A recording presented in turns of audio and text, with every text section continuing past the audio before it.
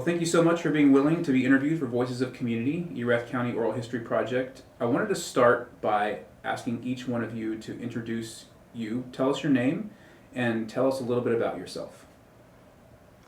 Well, I'm Bonnie Ramsay. I've lived here for on and off. I came in '63 and stayed about 4 years, and then we went away for a while, and I've been back about 45 years now.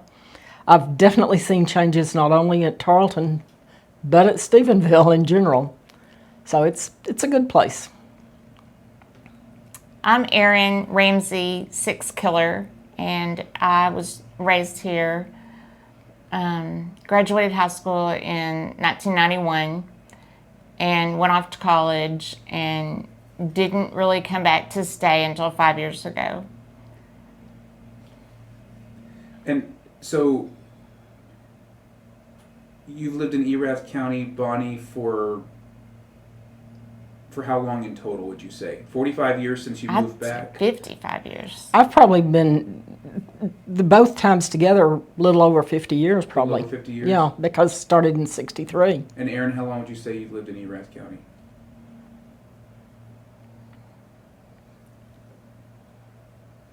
30. 30. And do you have generational history in Erath County? I personally don't, but my husband does. Okay, can you tell us about that? Um, As much as you're aware? Can I? Sure. My granddaddy's granddaddy I think. had a place out near Pony Creek, and he farmed, and then he came into town on Fridays in his wagon. He had immigrated from Ireland, and over there he was a boxer. And he would come to town on Friday, and that was his fun time. And he would go to the bar at the corner on the square that's Greer's now. And he would drink a few beers, and then when it was time to go, he would go outside and he'd draw off in the dirt a square, and he'd get in the square and dare anybody to fight him and win some money to take back home. And there's a cemetery that's got all of my dad's people out there in Pony Creek, and we still go visit it every spring because it has great bluebonnets. Mm-hmm. And is Pony Creek Cemetery in the county? No, it's not the Pony. What is that? It is Pony Creek, I guess. Mm-hmm.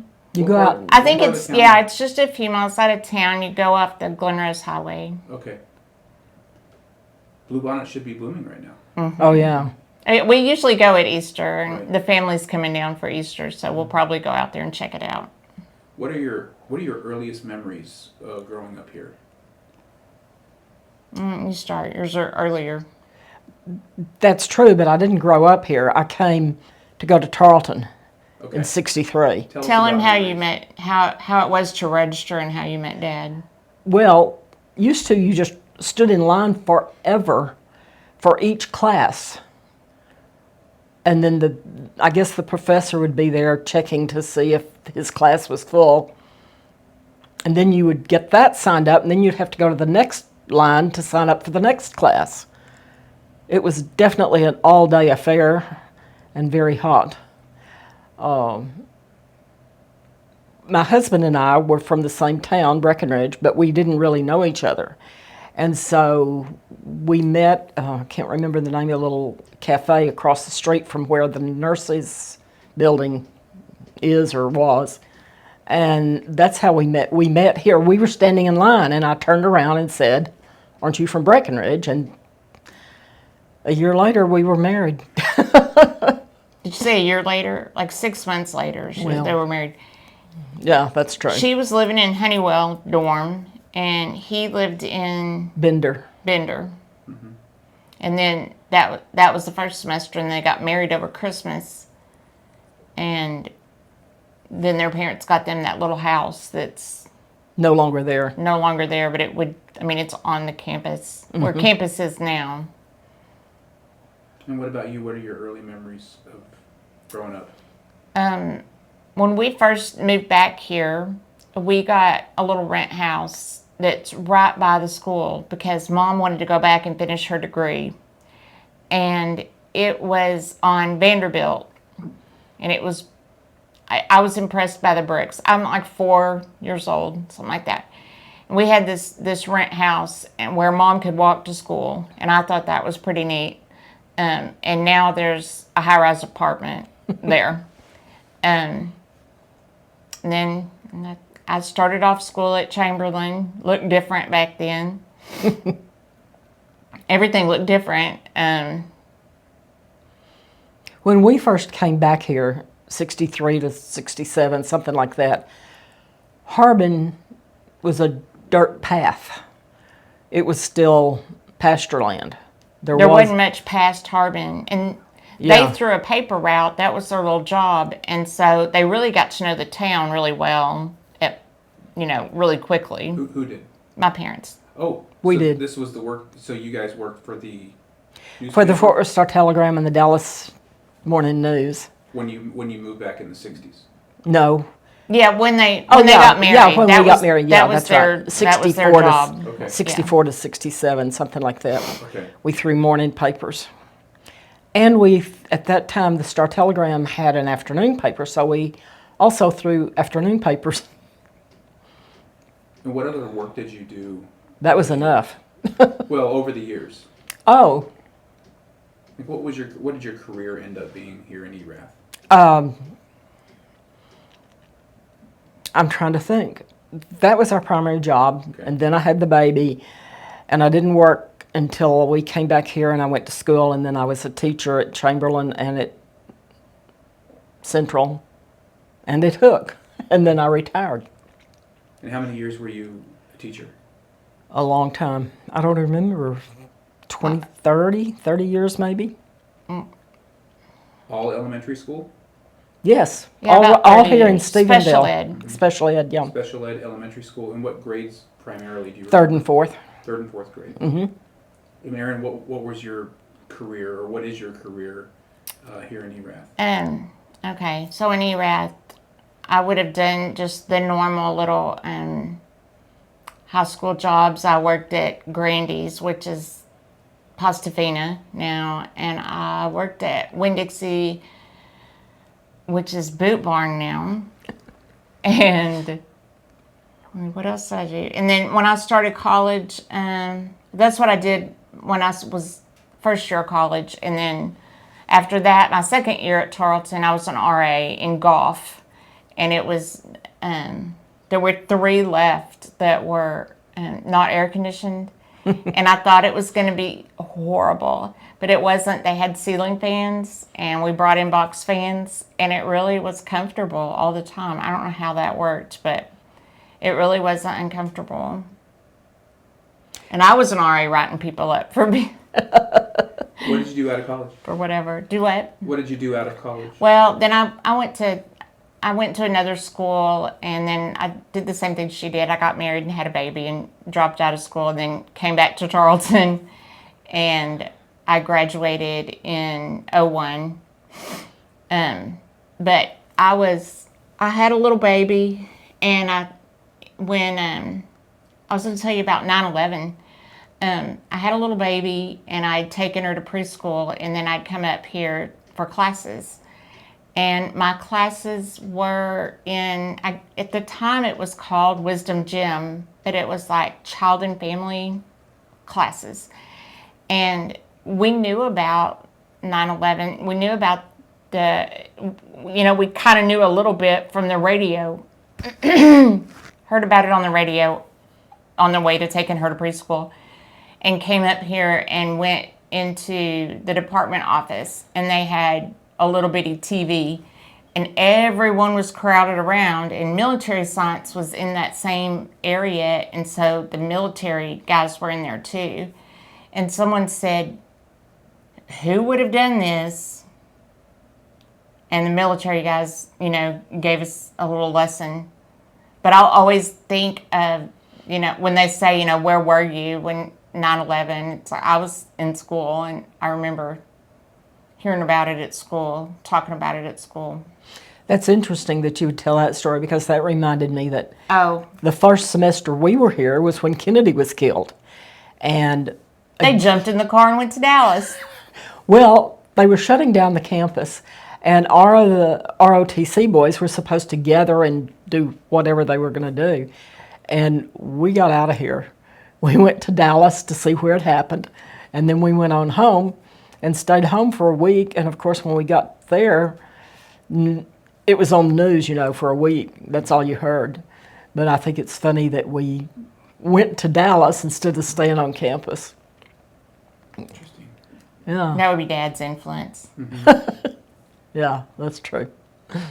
So, after, as a mom, did you go into a career after that? Yes, I was. So I worked for Early Head Start. I was a social worker for Early Head Start for a couple of years before I got remarried to my husband that I'm married to now. And we moved to Oklahoma, and I became a school teacher up there. I taught preschool here in Stephenville 1 year, and then I went up there and taught preschool, and then I got my alternative certification and taught up there until we moved back to Texas, and then I stayed home with my last baby. So both education backgrounds. Yes. Who's now at A&M? He's now at A&M. He kind of broke the tradition, but I guess it's adjacent. Sure. It is. Tell me what you remember about what life was like here when you were in the 60s and the 70s, when you came back, and what life was like for you as a youth much later. Much easier, In what way? slower paced. Of course, with Tarleton mushrooming like it is, we all talk about the traffic.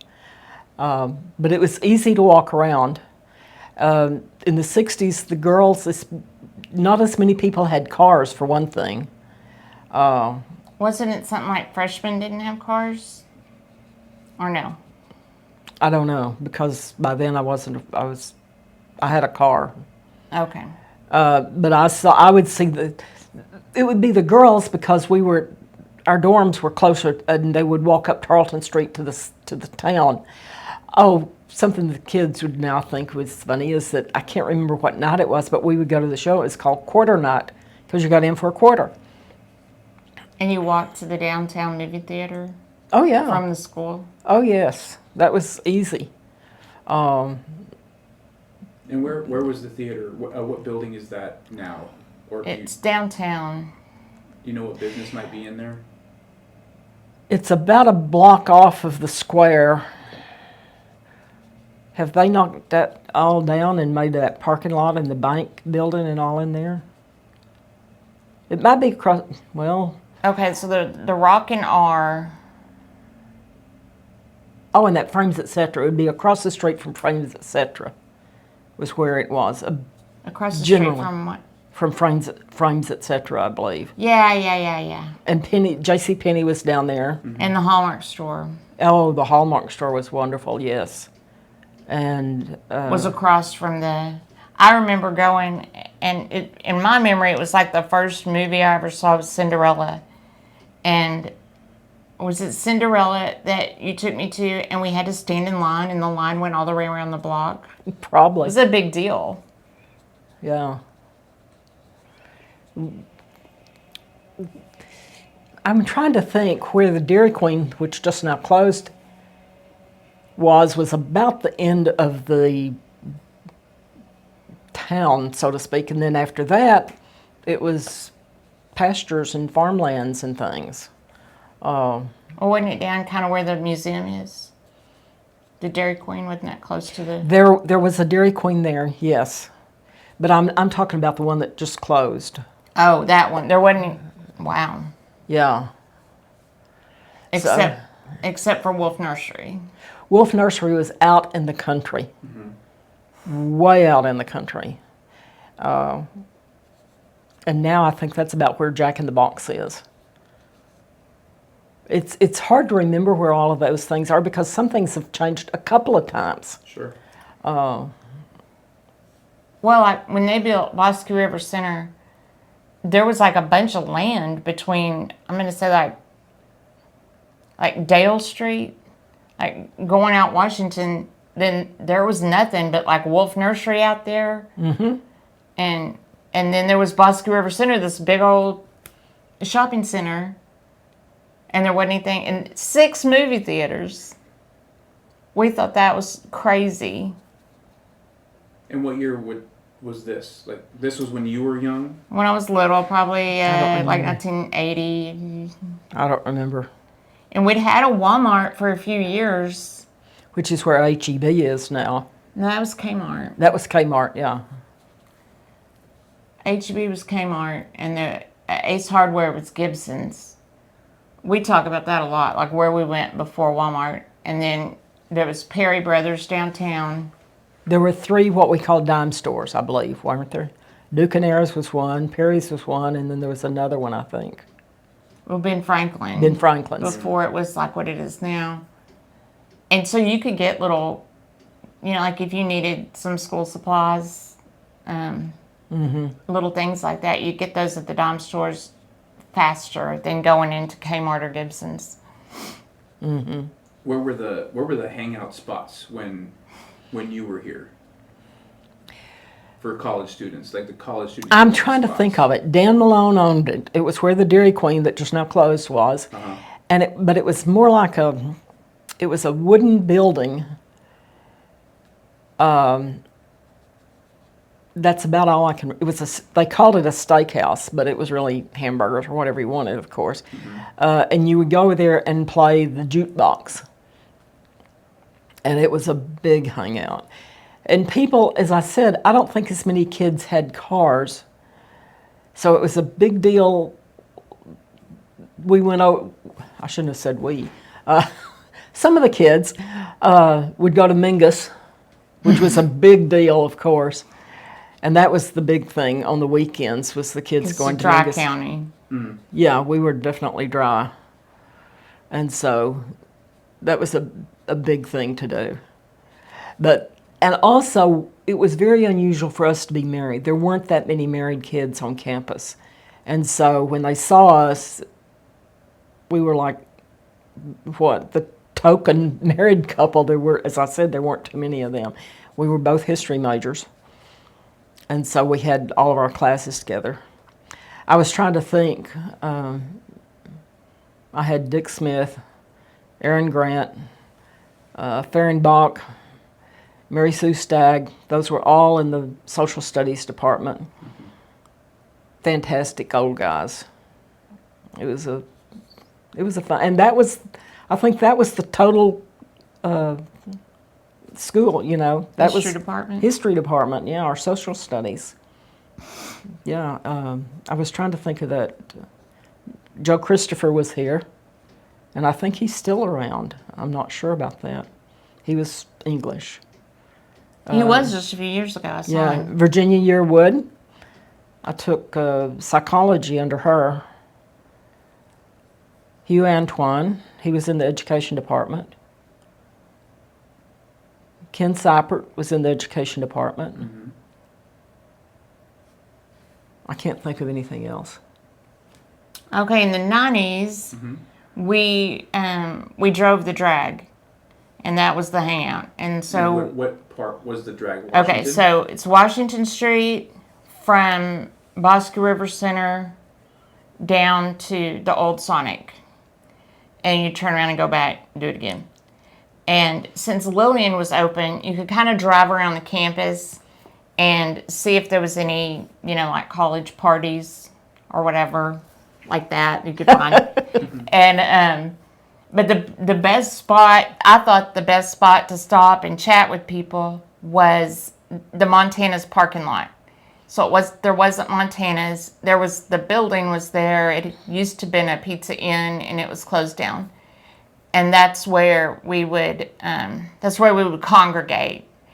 And I remember one time the cops stopped, and just because we were congregating there by the McDonald's, and they got out and they started circling around our cars and shining their flashlights in there. And they asked the boys we were talking to, "Boys, you got any hooch?" And I thought, mental note, got to ask somebody what hooch is. But we didn't ever get into any trouble just doing that. And then driving around the country roads. But, it's funny. I don't remember, hanging out at the movies or hanging out anywhere. We just, because gas was cheap. It wasn't a big deal to just drive around, all evening, unless you found a party or something to go to. But, mostly it was just up and down the drag. And parents didn't have a way to track their kids like we do now. And so, Mom knew that I was on the drag and I had a curfew, and if I was a minute past, I was in trouble, so I was on time. Now, how long was Erath Mostly a dry county? When did it switch?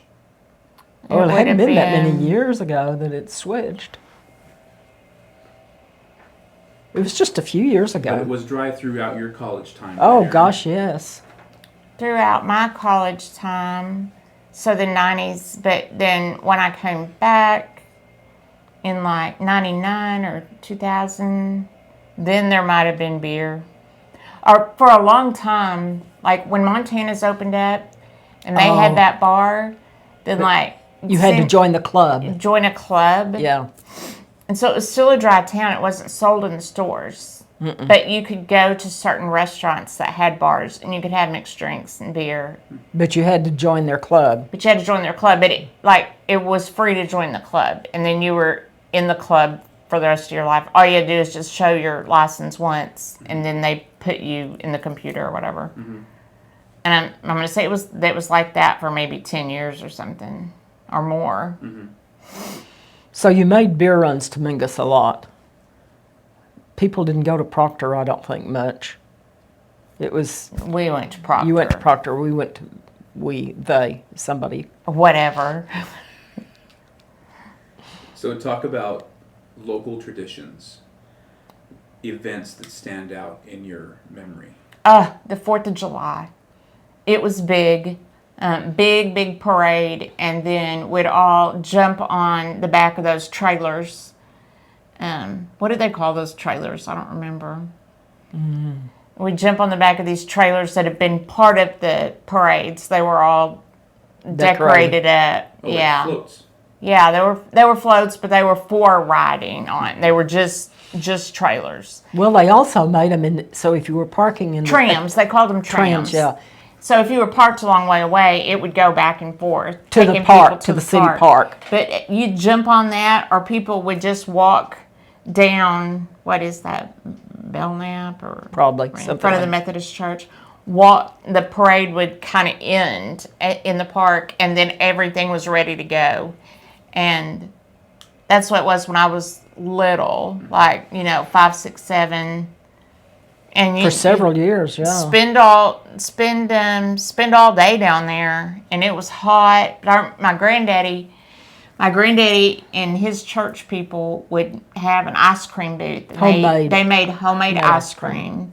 I remember peach and blackberry, but there was lots of different flavors, and they sold it. The First Christian Church had that, but there were lots of booths, just different organizations, and I mean this was before those blow-up jumpy things were invented, and so... They'd have a petting zoo, I remember that. So it was a petting zoo and a grease pig contest. Oh, and a lawnmower race. But it was the riding lawnmowers. Riding lawnmowers. And tractor pulls. Tractor pull? Tractor pull, At the, yeah. They had this set up one time, and it was so cool. And it was like a giant swing. It was this big log on it. Like a telephone pole or something. Do you remember this? Maybe. And as kids, we'd get on it, and then we had bats or something, like little Nerf bats or something, and knock each other off of it. It was a lot of fun. Like pugil stick type stuff? Yeah, I guess. Yeah, it was just that. Broomsticks, probably. Yeah, maybe. I don't. I mean, they had Nerf sticks. And then they had pony rides. They had pony rides, and they had these little bitty little bitty, like Ferris wheel, They, like just like 4 little seats. Like it was maybe 10 feet tall or something. It was little. Not like a real, when the fair comes to town now, but little stuff. Like if it broke, it wouldn't kill you. It was like Probably for little kids, yeah. Little kids. And face painting. yes. And I've seen pictures of other people that had these real nice pictures made with their family, and They had a giant firecracker. they had a giant firecracker. And with the year on it. With the year on it. Yeah. It wasn't a real firecracker, it was just pretend. But it was like a professional picture. I don't know if there was that Miller Studio, was photographer down on the square, and I bet I don't know. they did that. Yeah, I don't know how that worked, but I've seen other people. We never did that, but I've seen that, and I think that's a neat memento. Mm-hmm. And then at night, you'd bring a beach towel and throw it down Your lawn on chairs. the other side of the river. Yeah. Yeah, and watch the fireworks. And no fireworks have ever lived up to the fireworks laying on the grass at the city park in Stephenville. And they would have entertainment at night. I don't remember now. They did have entertainment, just like they do now, or leading up to it. Mm-hmm. Lots of well, now they call them food trucks or something like that. But it was only at special occasions like 4th of July. Yeah, food trucks like funnel cakes and Yes. stuff like that. Mm-hmm. So the 4th was a huge thing. Oh, yes. That was a big deal. And people from other counties, I remember the Weatherford Riding Club would come, and Brownwood, and I don't know, and of course Erath County. And then the bands from different places would come, and the high school band would march.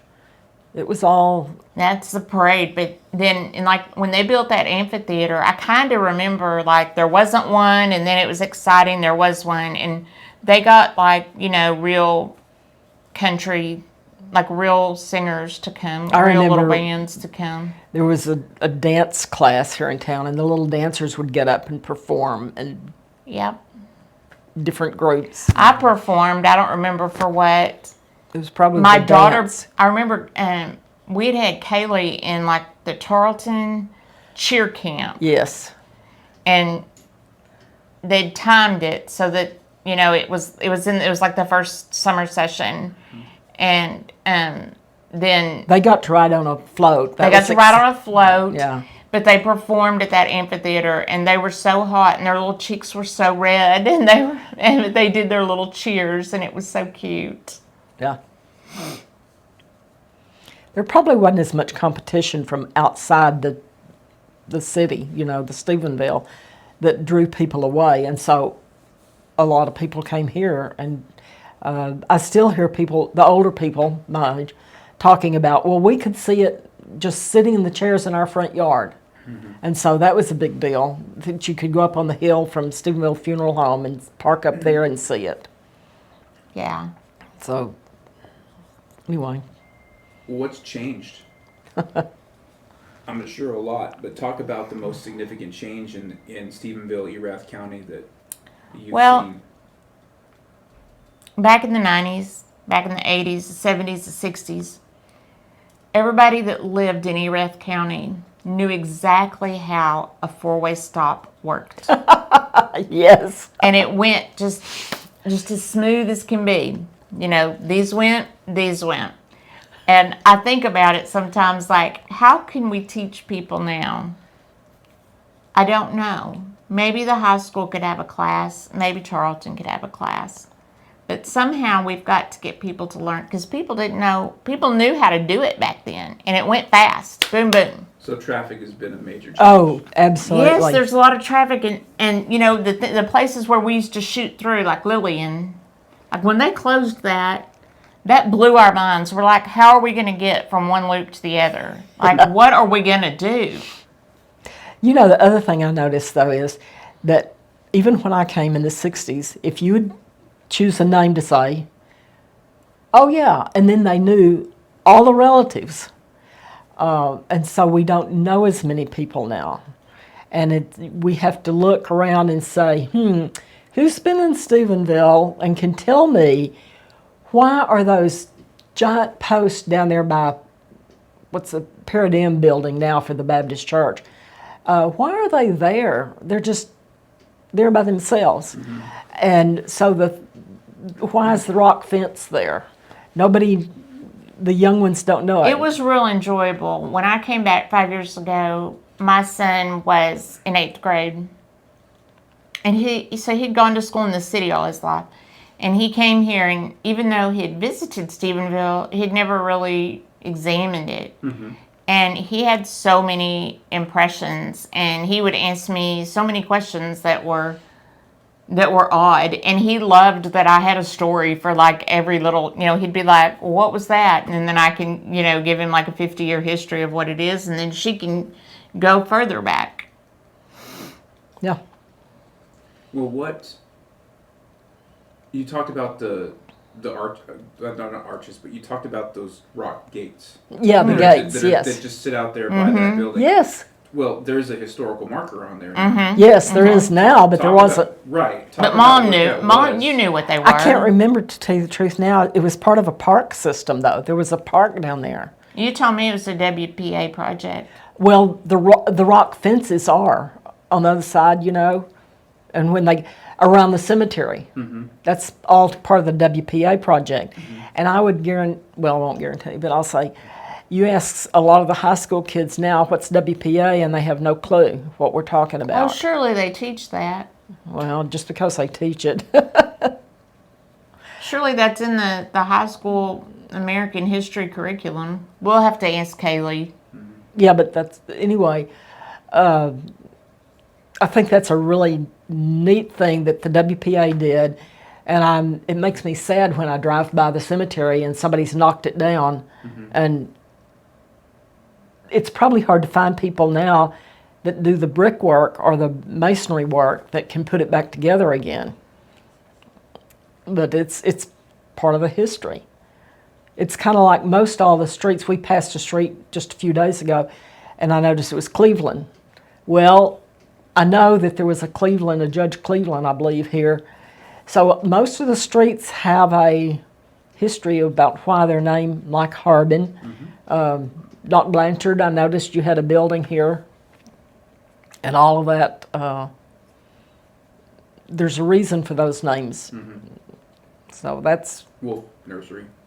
Yes. Wolf. Right. Well, there's still wolves around. I went to school with a wolf. Yeah. And you went to college with some wolves. I know some, yeah, but not real well. But yeah, I know there's some still around. What's been the same? What's not changed?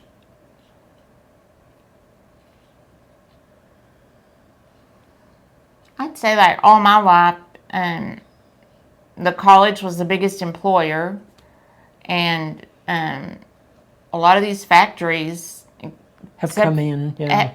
But all my life, those factories have been here, except for the cheese plant wasn't here when I was little, I don't think. Well, I think the square's still the same, pretty much. That would be it. I mean, that the square is there is Well, still and the the building. same, but the buildings have changed so much. But But not the central courthouse. But the courthouse looks good. When I was in high school, they did a big refurbishment of the courthouse, and they built this wood fence all around it, so people wouldn't go up to it and mess with it while they were doing it. That wood fence encompassed it was like in the middle of the parking lot that goes around, so you couldn't even use the parking lot correctly. And I'm going to say that it lasted like 9 or 12 months. It was a long time. The high school art department was allowed to paint whatever they wanted, like murals. And I wasn't an artist, but my good friend was. And she said, we're gonna make this big mural in the Impressionist style. And she said, it'll be fine, you can do it, because we'll kind of have it all outlined, and then you just kind of get a sponge and go like this. And then as long as it was up there, every time you drove by, you saw it. Moolah, that's what's always been there. For you, yes. For me, yes. Yeah. I think Moolah is the same age as me. I think that was put up the year I was born, 72. I don't know. What do you think's not changed, Bonnie? Well, I was thinking, First Baptist Church has changed, but basically it's the same. The Methodist Church is about the same. The anchor, we think of those as kind of the anchor churches. Yes. The Church of Christ. Yeah, the Church of Christ, the Graham Street Church of Christ. The post office has moved. The post office was where the library is now, downtown. And that was a big deal when that was all So where was changed. the library? It was in another really tall red brick building not too far from where the library is now. And I don't know what it was. That was the library when I came.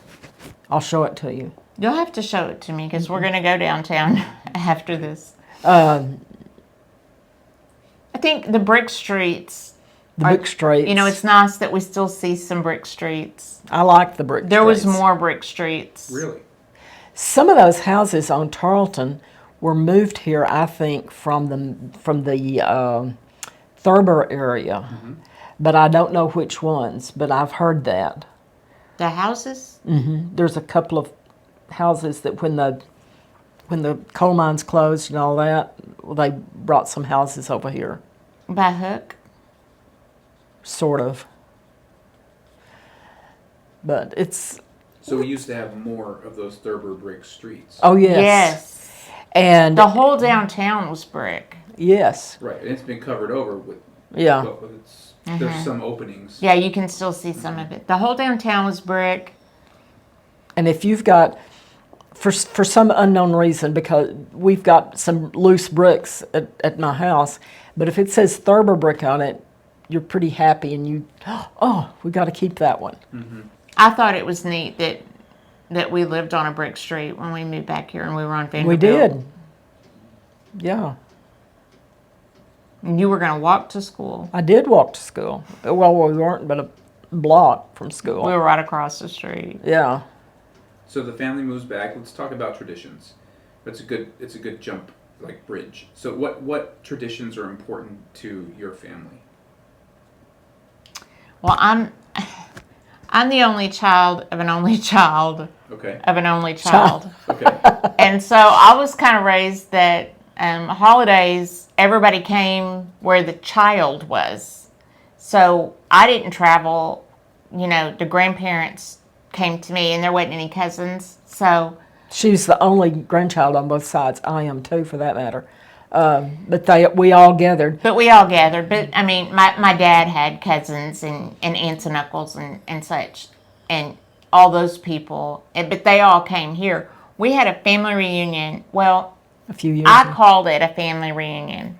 Now I'm talking about growing up. Oh, okay. And we met out on the Lingleville Highway. No, that That was Huckabee at the- Highway. The Church of Christ It was a Church of Christ building house that of you some could sort. rent out. But before that, we met down on the pavilion at the park behind the big WPA building where there's not a swimming pool there now. But that's where the big ones were. Oh, I called it a family reunion. it was. And they would always say, it's a Pony Creek reunion, which isn't exactly family, but it was mostly family. The family, all the family would be there. But other families would be there too. Yeah. Just because kind of founding Erath families. Yeah, it was all the Pony Creek people, which back then. And that was something neat to look forward to. And it was potluck. And what would you bring? I depended on my mother-in-law. Grandmother would bring fried chicken. Oh yeah, I And don't know. she would bring extra legs.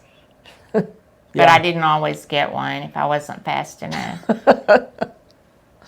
Yeah, the family reunions, which I don't know if people have them much today. In my circle of friends, there's very few people that talk about family reunions anymore. There's this one guy that I guess he was like the Pony Creek historian. What was that guy's name that always wanted us to take the picture? Bill Ramsay. Bill Ramsay. Okay. And we got up there on some little Well, risers. there were steps going down. Well, there was this. There to were the playground. There were steps at the park that went from the pavilion to the playground. They filled that in with dirt. Yeah. But so that's where we stood when it was at the park. But then when it was moved to that whatever that other building was, community building, they had some risers, and we still have some of those Pictures, yeah. old pictures because I remember. I mean, that's a tradition. Like 6 weeks or so after the family reunion, you get this 8x10 picture of the whole family. And there would be I'd say close to 100 people at those family reunion or Pony Creek reunions. But we called them family reunions. Yeah. And they were fun. There was always lots of kids to play with and Well, and you saw old people men that, to cut up with, and they were. So Old Stephenville is buried in Pony Creek or West End or East End? oh, I think different I don't people know. are buried in different Different places. places. Sure. We have people out at, what is it? What'd you call it? Pony Creek. We have people out there, but then later on, I don't know that we have anyone buried at the West End here close to Tarleton. Yeah, everybody else went to Gardens of Memory. Yeah, Gardens Memory, but the old ones, I'll go, 2 or 3 generations back maybe, are out at Pony Creek. Which is It partly had, I don't know about the cemetery, but which funeral home you chose had to do with your religious affiliation. Okay.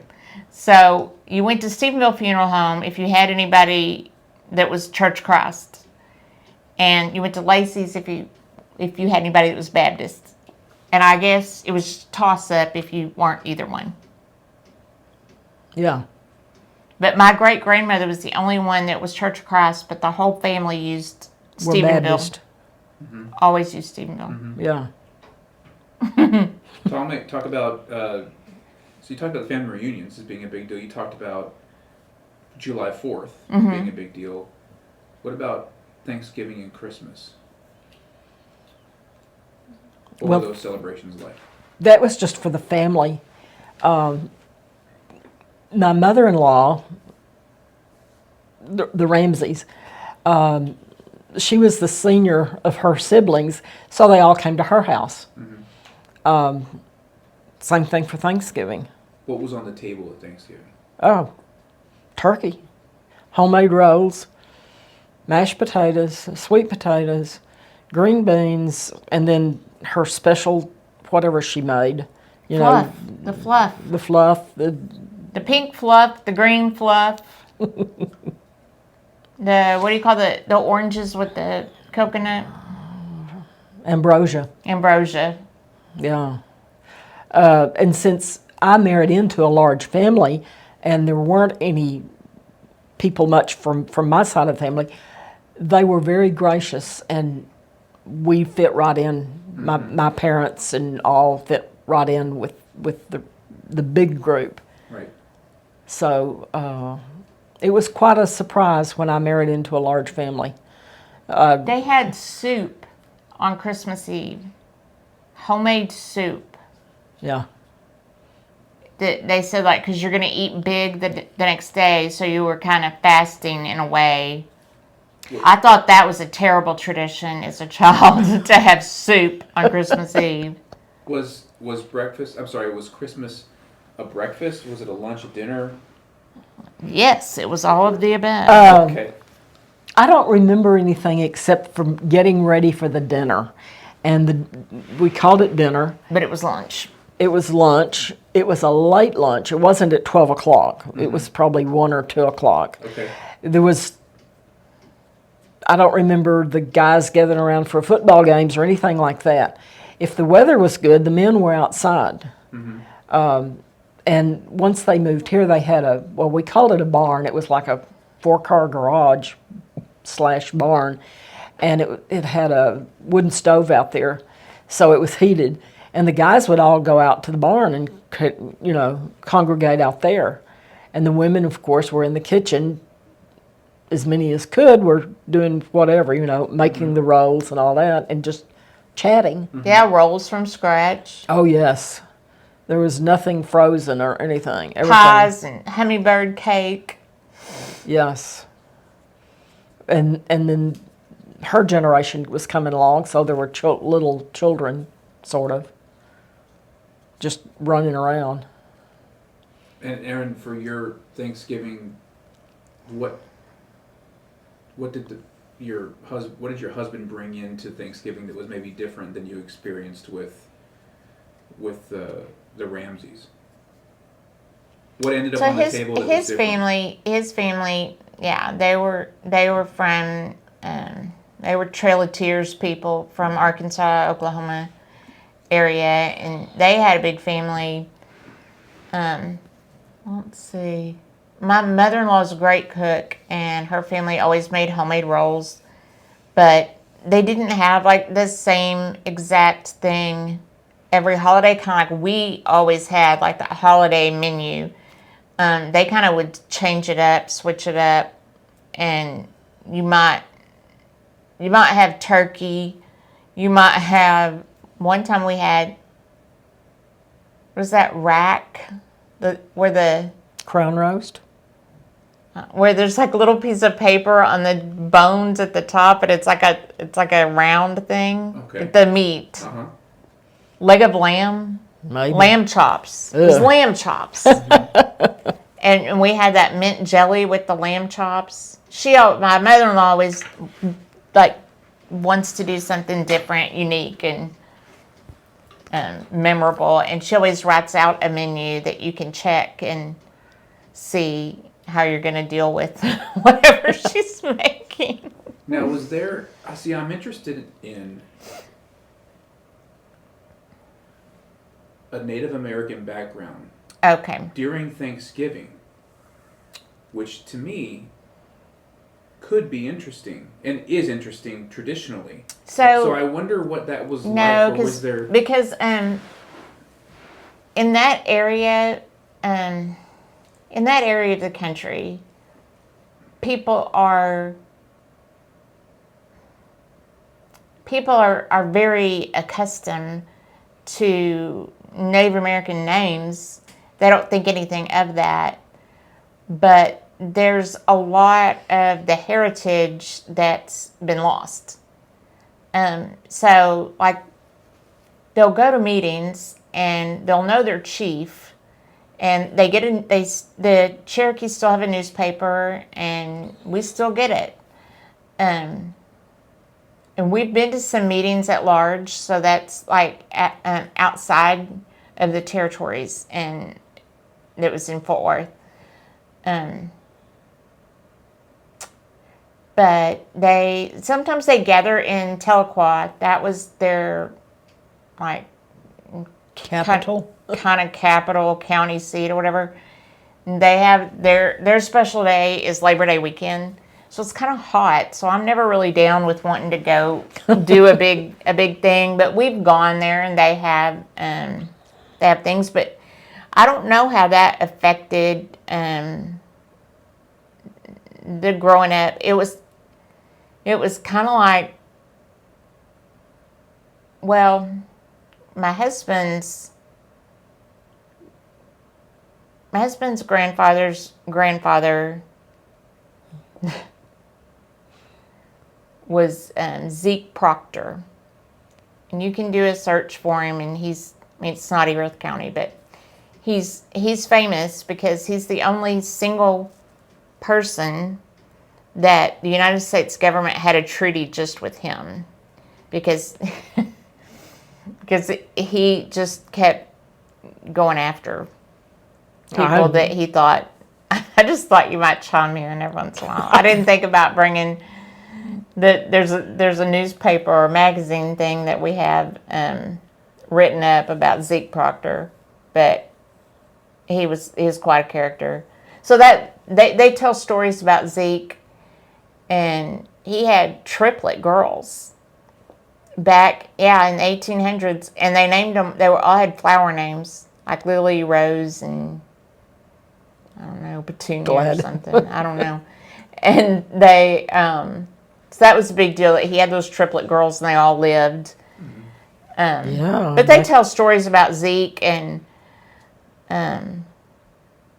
then his grandma's parents. I don't think they had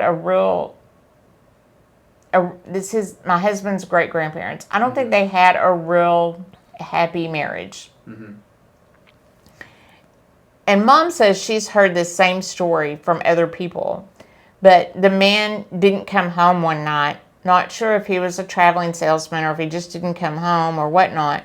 But when he came home in the morning, the wife thought it was a burglar or something. And so she shot right through the front door and killed him dead. And you said you've heard that story before. Like, I've heard the same story from my side of the family.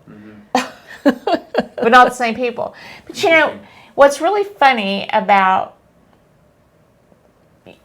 you think of time as like 100 years ago was a whole different time and place, and it's not. If your family hasn't moved far away, I grew up here in Stephenville. My husband grew up in Tulsa, but my daughter has done the research and genealogy, and we had family that were both in McAllister, Oklahoma at the same time. It was a much smaller town. My family owned the general store. So our families had to come in contact with each other, 100 years ago.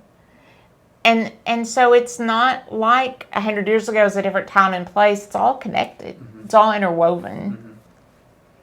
In Stephenville, I'm going to say like one difference, Stephenville like in the 80s, almost everybody was related to a pack or I can't remember. Mostly the packs. I mean, everybody could tell you how they were related to the packs. We weren't, but No. but almost everybody was, and it's not that way now. There's a lot more people moved in. No, but if I find one, I know a lady by the name of Pack, and she can tell me, yes, our great-great-grandfathers were brothers or whatever. That's always fun to find relatives. Yeah, to find how people are connected. That's what my son always thought was funny was, I would ask people, who are your parents? And I would try to figure out if I knew them. Right. And you go to Walmart. It's so funny. You go to Walmart and like a lot of the people look really familiar. And you're like, I know you, or I know I've known your parents. Well, as I've gotten older and I see someone younger, I'll start saying, and what was your grandmother's name? Or what was your granddad's name? And I can piece it together that way. Right.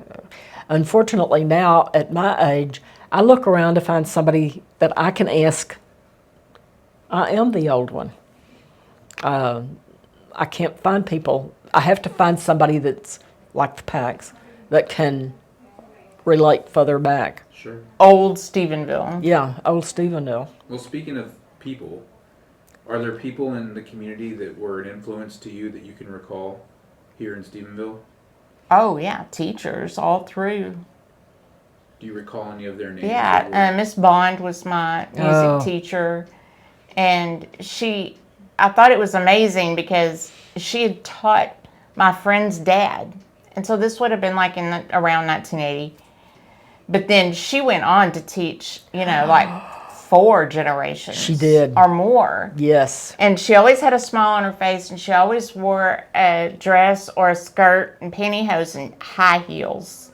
And you'd hear that's another thing, back in the 70s and 80s, you'd hear those teachers walking down the hall. You could hear them coming clip-clop, clip-clop, because they had their high heels on. She never married. She lived with her parents. Miss Bond, yeah. Yeah, just right off the street here, just a couple of blocks from Tarleton. But she was a joy. And, she had us sing every year. We sang patriotic songs. Mm-hmm. We knew American patriotic songs and Texas patriotic songs by heart. And I appreciate that today. When I hear different songs, I know the words because of Miss Bond. Mm-hmm. But Miss Irick was my first grade teacher, and I loved her. And her granddaughter cuts hair. Her name's Carrie, and she still cuts hair. And when she cuts my hair, I say, "How's Ma doing?" My first grade teacher's still alive. Yeah. And I thought she was old then, but she really wasn't. I just thought, kids think everybody's old. But gosh, I mean, so many teachers. Bonnie, can you Definitely recall anybody teachers. that was influential? Oh, Oh, I know. Who? Well, I know who. Tell who. Like when you went back to school Yeah. in the 70s, who were your professors that you really liked and really enjoyed? Oh, Virginia Yearwood. Oh, Kirko. Yes, there was a Virginia Kirko too. But Virginia Yearwood was a fantastic teacher. What did she teach? Some sort of psychology for educational psychology. But she just had a good personality that brought everything in. But I liked Aaron Grant the best as far as the history. He was fantastic. He was, and the funny thing is, his daddy taught my mother somewhere else years back. So like I say, if I look far enough, I can find connections Sure. among the generations, which is always interesting to me. Are there any values that you feel came from living in Stephenville or Erath County? Lessons or values? Well, everybody went to church. Everybody had, conservative Christian morals. If you didn't go to church, you definitely, if you didn't go to church one morning, if you skipped out or whatever, you didn't show your face in public because you didn't want anybody to see that you hadn't gone to church. But nothing was open. There was nothing you could do on Sunday morning anyway. Oh yeah, they called them the blue laws, and everything shut down. That was up till, I don't know, that was probably everywhere. It was everywhere, and I don't know when that changed. But I mean, I remember it being that way. I remember when at first everything was shut down on Sunday, and then they started opening, like a few things, like grocery stores could open at noon. Yes, I think also that was part of your identity. Like she was mentioning about the funeral homes. Oh yeah, I know him. He goes to a particular church, and so you were identified. And at the time also in Stephenville, Chamberlain had first, second, and third grade and kindergarten, yeah, and so did Central. And so it depended on where you lived, what school you went to. So you were divided that way also. Yeah, Okay. so we would say like I have a friend that I didn't know her as a child because she was a Central kid and I was a Chamberlain kid. Yeah. But Chamberlain was K through 4 and At one time it Central was yes. K through 5. So everybody got together in 5th grade over at Central and then went to But that was, junior high. at one time it was, fifth was also at Chamberlain. And then they pulled Oh. the 5th grade together, and then they pulled the 6th grade. So you were identified by your church affiliation, by where you went to school. Those were two big ones that, Oh, I know. Your phone number. Were you a 965 or a 968? And when I was little, you didn't have to dial 96. And so we'd say, like growing up, like our number was 87854. You'd pause, yeah. but you'd say 8 or 5. Everybody was that. Did they still have operators when you were a child? Or was it already dial tone? Or I guess, I mean, if you dialed 0. I remember every day, I think that parents did this just when kids were annoying them.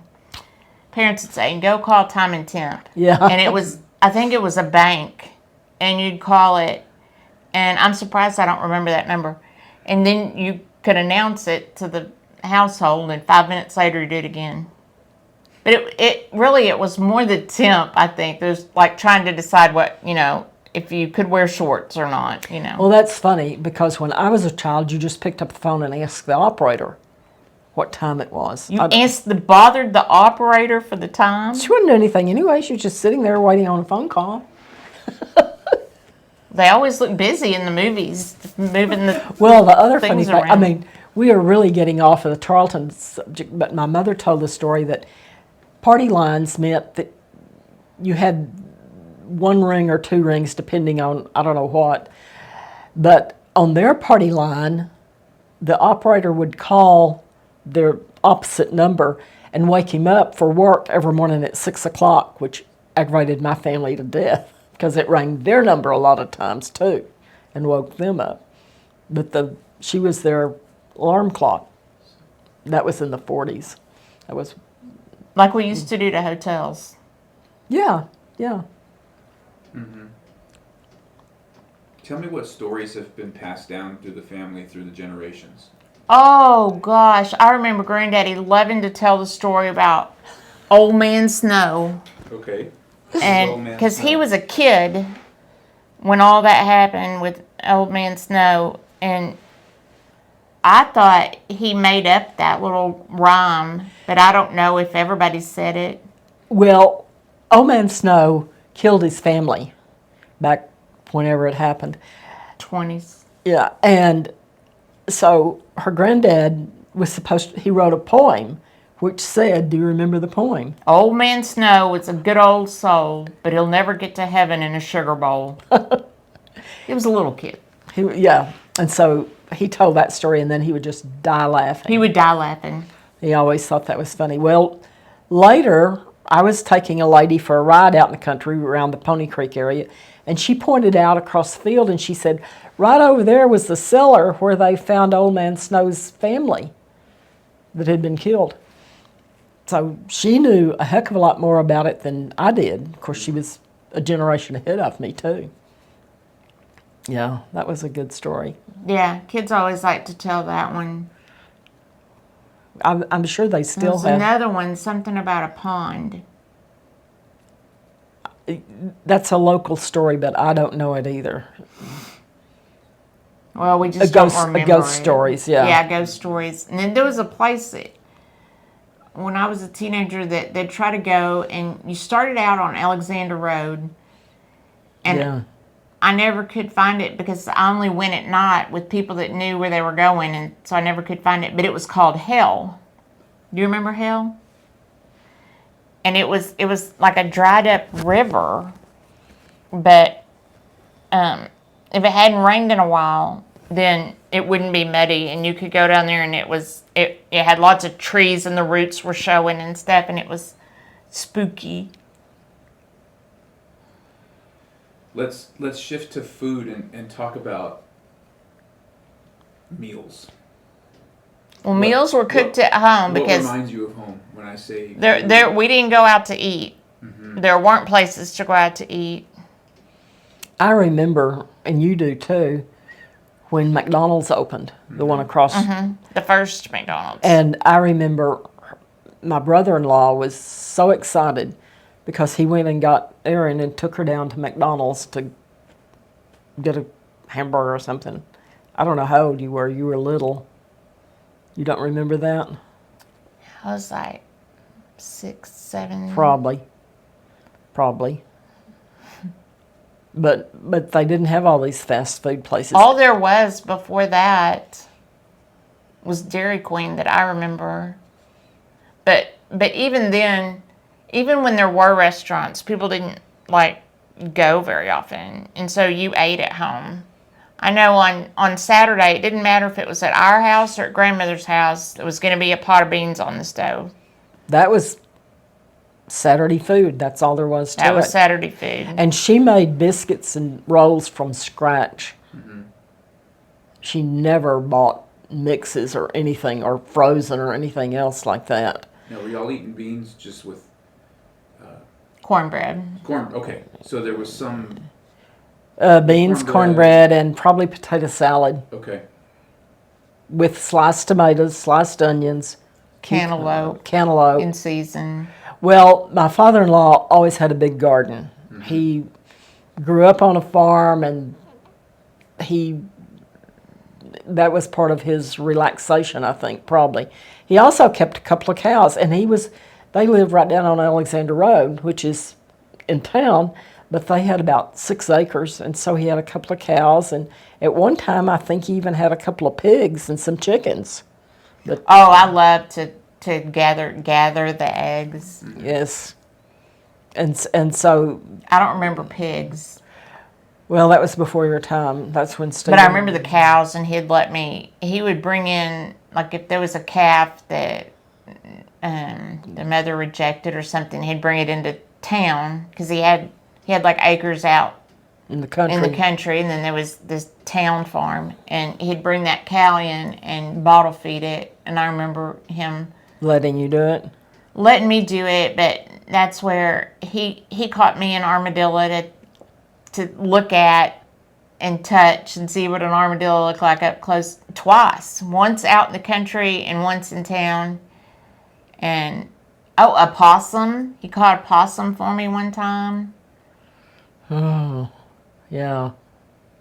But all the food was homemade. So homegrown. Yeah. Homemade. Who was the cook? My mother-in-law and My her mother. grandmother and her mother. And Her mother cooked for the public, is what they called it. But she would cook the meals for the Elks Club or whatever other club, Lions Club, or Sure. all of that stuff. She was an excellent cook. Her husband had passed away and she left her with 4 little children. So that was... so she had to have a job. So she was a caterer. Yes, that was not here in Stephenville, but it was still 20s and 30s.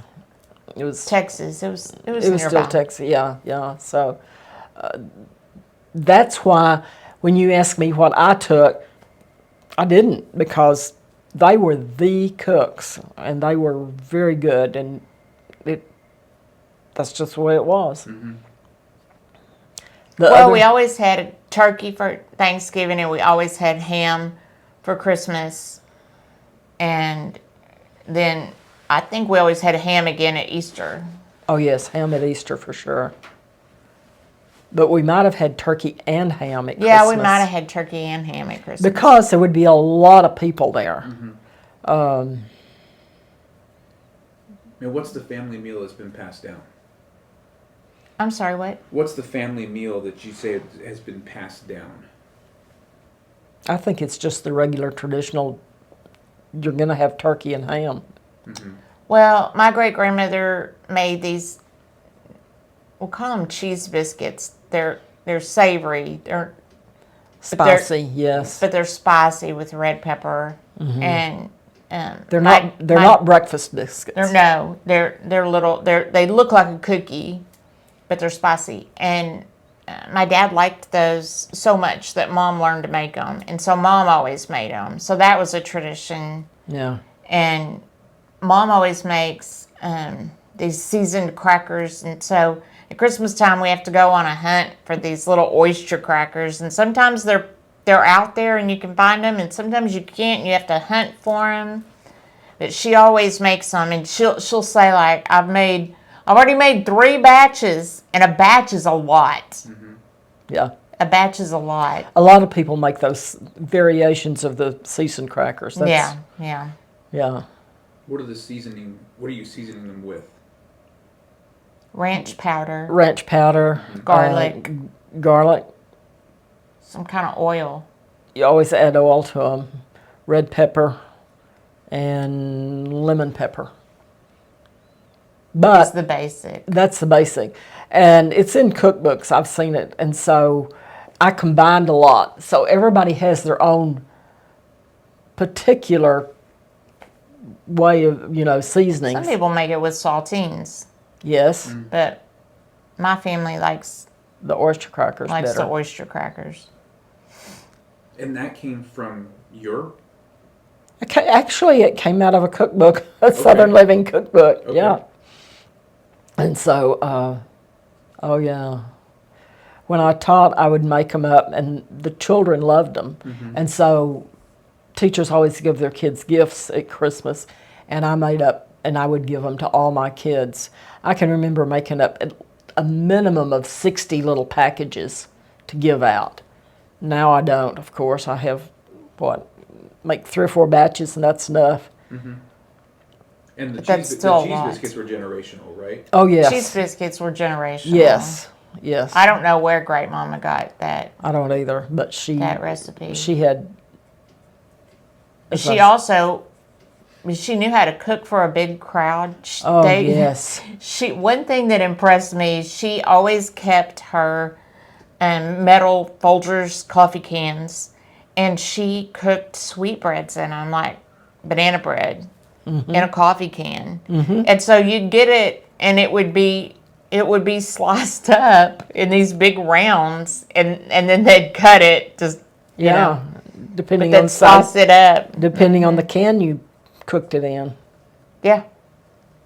They would slice it, the can, or No, they'd- I mean it would come out of the can, but it would be coffee can, So they'd turn it on its side be a and cylinder, slice it. and then yeah. slice a it bit like that. like Yeah, like a candied, cylinder. Cranberry sauce. Yes. Yeah, it would come Yeah. out like that. Right. Yeah, but Yeah. big because it was from a coffee can. Mm-hmm. But Well, the that- reason she used that is because she was doing, like big batches of stuff, and so you don't have enough But pots it and dawned on me pans. when you said that. Yes, because coffee cans were really cans. Now they're plastic. Yeah, they were cans. And so everything came in a can. There was not a lot of plastic like there is now. Right. It's the same thing with other foods. I don't think people threw coffee cans away No. for any reason. They're like everything was stored in coffee cans. The men would put their nuts and bolts and screws and things in them, and the women would keep things. It's the same thing with other foods that we now buy in plastic. I'm thinking of mayonnaise in big quart jars like that, because you kept all those jars and then you would store other foods in them. Beans, rice, cereals. Everything was reused and recycled. We think it's a new thing now, but they've been doing it for years, The funny thing, I remember when aluminum foil came out, we used it, and then Mother washed it and smoothed it out, and we used it again. We didn't throw it away for Pete's sake, no. And somebody was laughing about that the other day, and I thought, gee, that's not funny. I remember that. But Well, you washed out our sandwich baggies yes, and turned them inside out and let them dry over the faucet at night. yep. This is a long way from Tarleton. We don't. Well, this is the community, right? And the Yeah. tradition of the community, and so much has changed. Oh, yes. So much has changed. So what comes to mind when you think about these old recipes with the cheese biscuits or the spicy crackers? Well, with the cheese biscuits, I think of what we called our Great Mama. That was hers, and that was her. That's her now sitting at our table while we're eating her food, is the way I think of it. It's the same thing as keeping furniture that has been passed down. And we have do you still have that rocking chair from somewhere or the I other? still have the Ramsay rocking chair. Yeah, and my father-in-law could remember his grandmother sitting by the fire in that rocking chair, and believe me, that's a very uncomfortable rocking chair. But he remembers her sitting in that rocking chair by the fireplace, because they lived out in the country, and they had all these kids, and some of them slept in the attic, and I guess the fireplace was the only heat they had in that. Of course, the house wasn't big as these 2 rooms probably put together. And then all the kids slept upstairs. Yeah. That's just the way it was. I never thought about it as hardships, because that's the way everyone lived. When I was a kid growing up, there wasn't any 2-story houses in Stephenville. Not too many, a few probably. And when, a few started going up, it was like we knew 2-story houses existed, but we didn't know anybody that had stairs in their house. Not here. It was funny, There but was- you know, I can remember when I started having friends that had 2-story houses, and it was like, you have stairs in your house. Wow, that's cool. That's different. Yeah. So tell me what makes Erath County special to you. Because of the history, and my husband's family has been here well over 100 years. You know, and to me that makes it home. And I feel like my ancestors. we can go to the cemetery and see where great and great grandfather Yeah. are. Yeah, and I feel like my ancestors founded this town. You know, they knew those people. You know, George B. Erath and whoever the Stephenville guy was. I don't know, but you know, I feel like, Stevens people, yeah. but I feel like that's part of my ancestry. Well, And- it and- links us to a place. And I was raised like, don't ever sell the land. Oh, And yeah. my dad did sell most of the land, but there's one little piece that we are hanging on to, and not that I'll do anything with it, but you know, it's out there at Pony Creek, and we drive by it when we go to the cemetery at Easter and see the bluebonnets. Well, I know I was pleased when we moved back. We knew when we moved away that we would eventually be back. Mm-hmm. And same thing with this one. You know, she moved away for a while and now they're back. And maybe it'll go on to her kids, who knows? But it's just that we have the history here. What do you hope younger generations remember about the community? But it was a good place to grow up. It was safe. I don't think it's as safe now as it was even 30 years ago. You know, but I remember when we came back, I had a friend that said, don't go into a particular area of town. Mm-hmm.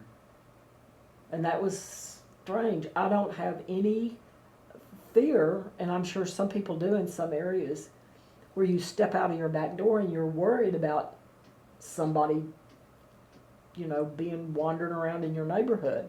I feel like I live in a safe neighborhood. I feel most of Stephenville is probably still that way. But we definitely... We have no porch pirates. Yeah. I mean, I know that there is some. I've heard about it, but in this town, so I live on Dale Street, and I've never had a porch pirate. So, and see, and I had to stop and think, what does she mean, porch pirate? Yeah. Yeah. It means you don't leave all those boxes on your front porch like you do. That's You snatch it up right away. Yeah. Right. But I think that's changing. I hope that young people of today and tomorrow have that same sense of knowing people, like we say, who are your parents, who are your grandparents, and Yeah. that they still feel that connection. That they feel that connection to their ancestors, even if it's not in Stephenville. That, you know, like, Mom's not from here, wasn't born here, but she came here to Charlton and immediately got married and was embraced by a Stephenville family, and now this is her hometown. Yeah. Mm-hmm. Yeah. But you've got to breathe that into your kids. You've got to teach it as they're growing up. And when people are being transferred, you know, to California or New York or wherever they're going, you lose that continuity. That That you bring your kids back and Yes. and visit, and then, you know, like my family, we ended up moving here. Yeah. But who knows? What do you want people to remember about your family? They were good people. That would be a good thing. Absolutely. A good reputation.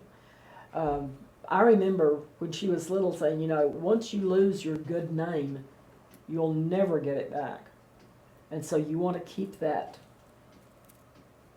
that good reputation that you have. You don't want to embarrass your family. You don't want to make them feel Bring shame on the family yes. name. Oh no, that would be a bad thing. My granddaddy that was from here and grew up here, he was the best kind of man that you'd ever know. He was good to his family. He was very quick to lend a hand Yes. to Oh, yes. other people. One Christmas, he used real trees, and he made little Christmas trees for every single person in the nursing home that his mother was in. But he was always doing for the church. He was, I don't know if he was a deacon or I don't know. he was some kind of involvement in the church, but and of course grandmother too. But they gave back to the community, and you know, I'm proud to be their granddaughter. Well, I'm really pleased that with him there was no gray. Things were black or white, and he let you know it too, and that's good. You knew where you stood with him, and he was, as I like to say, he came from a good He came from good family, and Good stock. good stock. I started to say that, changed it to family. Is there anything else you'd like to share that we haven't covered? Oh my About goodness, your we've experience talked here? and talked. We have. Anything else that comes to mind? No, I can't think of a thing. I wish Golden Corral would come back. Well, yes. That would be a good thing. That was a handy place. Where was it? It was on the corner of Alexander and the South Loop, and It's there's a a daycare. daycare now. It's a huge daycare center. But even before Golden Corrals, they used to be just like a steakhouse before they were. I can't think of the name of it. Well, I mean, but just in general, Golden Corrals were not a big buffet. That wasn't a big thing. But then they had like a little salad bar, and then they added on to it. And I remember, like at church, we would, the kids would scheme with each other, like, "Can you get your parents to go to K-Bob's or Golden Corral?" and try to get your families to go to the same restaurant. But they were both steakhouses before it was like a buffet kind of place. But those were kind of the two places, or I guess maybe some people went to Jake and Dorothy's. I don't know, but I remember that Golden Corral or K-Bob's. Yeah. Yeah. Well, this has been fun. Thanks so much for sharing. Well, thank you, Frank. Thank you. Absolutely. Yeah, I've learned some things. We're gonna have to go downtown and show me where the old library was. I'm curious now. Oh, okay. Where that red brick building was. Uh-huh. It's Right. still there. Right. Absolutely. It for a while it was a quarter horse magazine.